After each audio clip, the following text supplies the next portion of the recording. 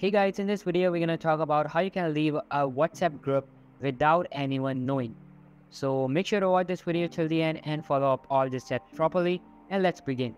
First of all, open up your WhatsApp application on your device.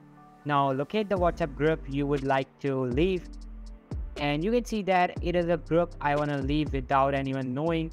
So what you need to do is open the respective group and then click on the three dots menu at the top right corner. Then you just have to select more, and here you will find a leave group options that you normally use to leave a group. If you leave that way, everyone will know that you have left the group.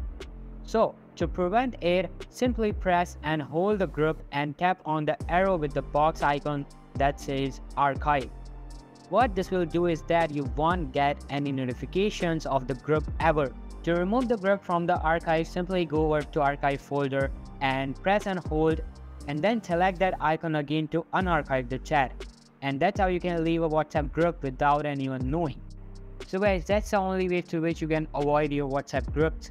So that's all for today's video.